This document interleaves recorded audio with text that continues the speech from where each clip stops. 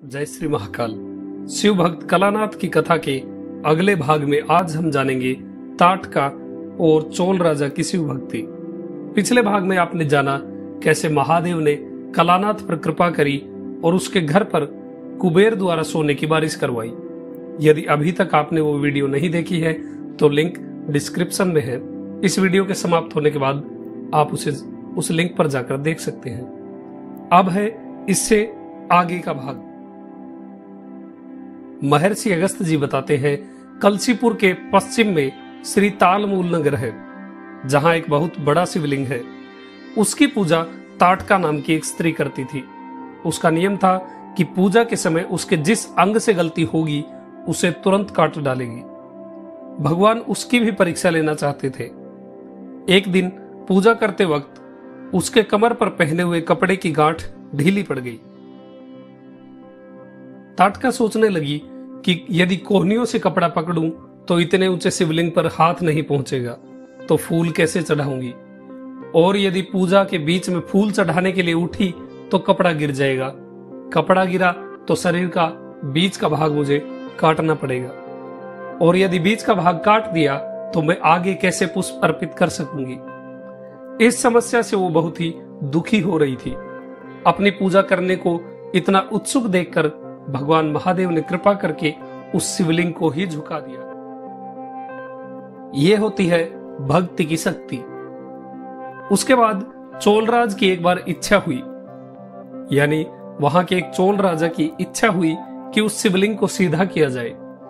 बहुत से वीर्यवान बलवान सैनिकों ने और अन्य लोगों ने बहुत कोशिश करी, पर उसे खींचकर सीधा नहीं कर पाए। लाखों ब्राह्मण वहां रोज भोजन पा रहे थे। आदमियों से काम नहीं बना तो राजा ने 12,000 हाथी मंगवाए और उनसे खिंचवाया, लेकिन शिवलिंग टस से मस नहीं हुआ। शिवलिंग सीधा न होने के कारण चोल राजा बहुत ही दुखी हुए और चिंता करने लगे। यहां तक कि उन्होंने भोजन भी त्याग दिया। ब्राह्मणों ने उनसे कहा कि यदि आप कलानाथ को बुला लाएं तो वो अवश्य कोई उपाय कर देगा। राजा ने खुद जाकर कलानाथ से प्रार्थना करी। वो प्रार्थना स्वीकार करके उस जगह जा पहुंचे।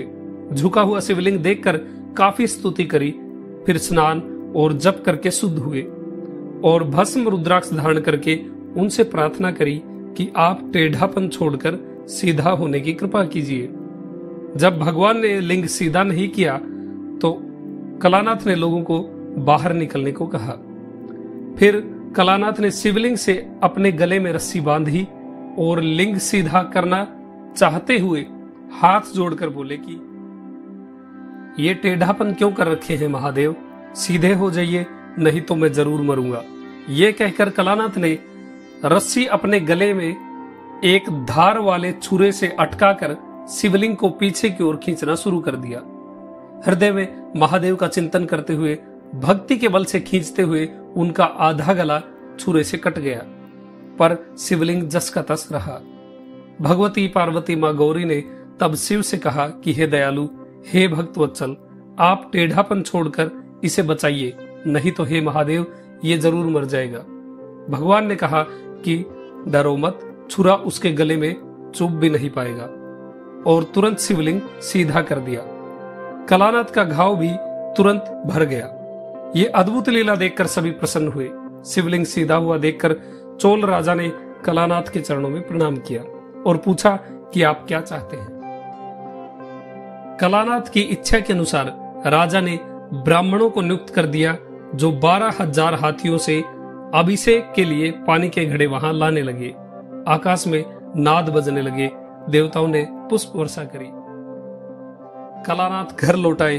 उनके पूजा नियम में तत्पर रहते हुए और देहांत होने पर उन्होंने मोक्ष पा लिया।